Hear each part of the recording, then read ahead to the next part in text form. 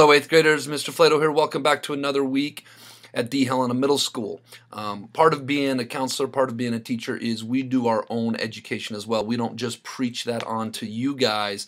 We are doing continuing ed all the time in order to better equip our skills and to be better teachers and to be better counselors. Part of mine is a book club that I'm in. And I just finished this book a couple months ago called The Seven Highly Habits of Effective Teens. And it got me thinking about how our habits are everything. I see so many kids saying, well, I'm going to start at this next week or tomorrow or next year I'm going to do a better job with this. And what I think a lot of people don't understand is your daily habits, how you live life day in, day out, those guiding principles that you govern yourself by are so very important.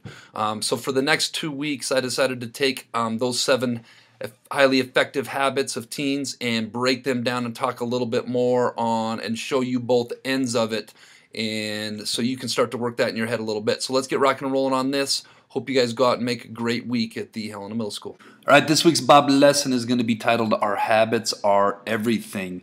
And these are going to be taken from the book 7 Habits of Highly Effective Teens. I can't take responsibility for all of this myself, even though I've kind of put a little bit of my own touch on it. But first, let's be our best this week at HMS. Let's be Bob. Let's be safe. Let's be responsible. Let's be respectful. And let's be a learner. All right, as we go through this, I'm going to show you 2 different examples of an effective habit and a defective habit. I'm going to start with the defective habit on all of these and show you the effective habits. So one of the defective habits of number 1 is teenagers or adolescents or even human beings that react. These are people that blame all of their problems on their parents, your stupid teachers. That's a quote out of the book. I don't think any of our teachers are stupid.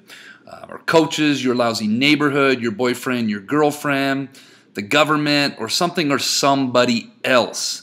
It's a total victim's mentality that they carry. Take no responsibility for your life. It's always somebody else's wrongdoing. It's always somebody else's reason that we are having the outcome of our life that we are. They just act like an animal. If you're hungry, you eat. If you want to take a nap, you take a nap. If you want to do whatever you feel like in the moment, you just react and you do it. If someone yells at you, you yell right back at them. If you feel like doing something you know is wrong, you just do it anyways.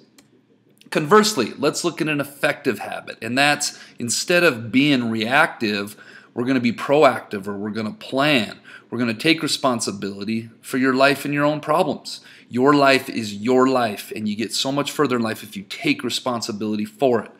Decide to overcome adverse situations maybe your parents, your family have put you in. Think things through before deciding how you're going to act. Taking that moment to really think it through instead of reacting. I see so many people in life, so many teens that just react and they let their emotion control them.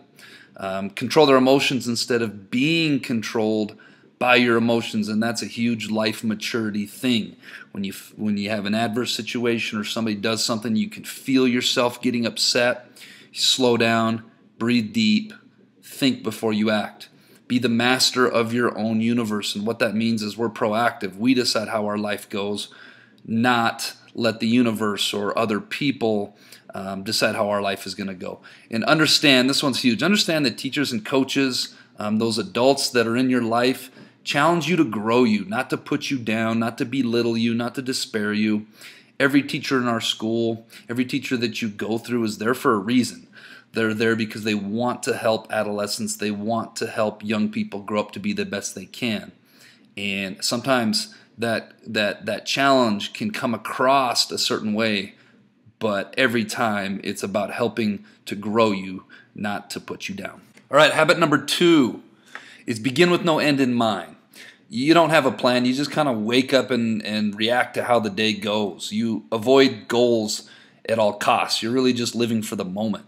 You never think about tomorrow because tomorrow is just that. It's always tomorrow. It's one day away. Why worry about the consequences of your actions? Who really cares? You live for the moment. This may be promiscuous. It might be using drugs and alcohol. It might be eating and drinking whatever you want. It may be staying up late. It's essentially just living for whatever makes you feel good in the moment with little to no regard of consequences, whether that's positive or negative consequences of what could come from that. Conversely, having a vision is a great habit. Having a vision for what you want your life to be and things you want to achieve. Do you take time to think about these things? You guys are getting to the age, 13, 14 years old, where we're starting to have to make more and more decisions that directly affect our life and our futures. Do you know your values? Do you know those personal moral laws that you live by and what you stand for? And do you act in accordance with that every single day? Before acting on anything, do you think through the consequences? Consequences can be both negative and positive of each and every action and decision you make. Always be working towards something, and I have a typo there I see. It can be anything. Maybe working towards improving your grades, improving your friendships, improving your other relationships, improving your health, improving your hygiene, improving your chances of making the team. Long story short, human beings are more successful if they're goal-oriented. And to be goal-oriented, you have to sit down and really think about and have a vision for where do I want my life to go and what steps do I need to achieve that, and then you act on it daily. I think there's a quote out there that says, if you don't stand for something, you'll fall for anything. And I think that comes in real true in this habit number 2. All right, habit number 3, defective habit number 3 is put first things last. And what that means is whatever is most important in your life. Yes, there are some things that are more important than others. I hope we are starting to learn that. Don't do those things until you have spent sufficient amount of time watching reruns, talking endlessly on the phone, surfing the internet, Snapchatting everyone you know, and lounging around and being a couch potato. Always put off your homework until last, if you get to it at all. If not, I don't know, maybe you can scribble some things on the paper and turn it in, or just not turn it in at all. Make sure that things that don't matter always come before things that do.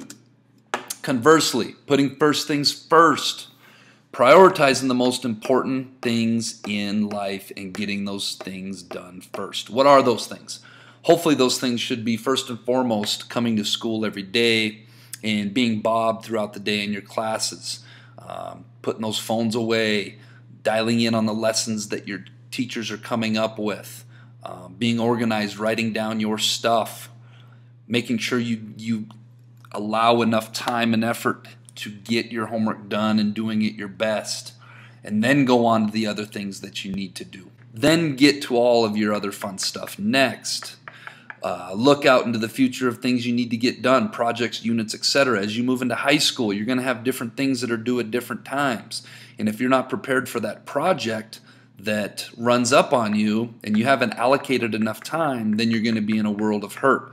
One of the things that those of you that had Mr. Sturgar last year with his science unit sign-off sheets, I know a lot of you struggled with that, and I can empathize with you. But those of you that did have him, he was trying to prepare you for what things are going to look like in the future. And forecast the amount of time needed to get those things done. Look out into the future and take at the beginning of every week, I look at all the things I need to get done for the week. At the beginning of the month, I look at all the things I need to get done for the month, and then I work backwards down to what do I need to get done today, how much time do I need to allocate, so on and so forth. And as you get older, your life is only going to get busier, and so you've got to prioritize and get the things that are the most important things done first. And then most importantly, all this sounds great, but if you don't have the discipline to execute and get this done, then I just wasted the last couple minutes of my life on this with you. So have the discipline needed to get it done. All right, we will finish up with the other 4 next week. Now we're on to our quote of the week, and this is taken from the same book, and it is, we first make our habits, and then our habits make us. Habits are such an important part of life. It's the things that we do day in and day out that totally make or break our lives. Hope you guys enjoyed this Bob lesson. All right, and we are now to the results of our March Madness Reading Challenge. Congratulations, Miss Walsh's advisor. You guys will get to pick your party. And also congratulations to Miss Johnson. It looks like Mr. Franzen and Miss Grotbo, their advisors, they are winning root beer floats. And just congratulations to everybody that took the time to do some extra reading. Reading is such a critical part of success in school. You cannot get away from reading no matter what class you were in. Shout out to Miss Johnson, Mr. Franzen, Miss Steef, our reading and English teachers, and congrats to everybody that took part in this challenge. All right, that brings us to this week's Jellybean Question of the Week winners, who are Keenan Wells, Alyssa Klein, Nevaeh and Naitha, Briar Ford, and Hannah Matosh. The answer was 87, and the trick with that one was you had to turn it upside down. All right, this week's Jellybean Question of the Week is, what letter in the alphabet contains the most amount of water? If you think you know, submit your answer to the Bob Box no later than Friday, and tune in next week to see if you're a winner. All right, Bobcats, let's go out and make it a great week at the Helena Middle School.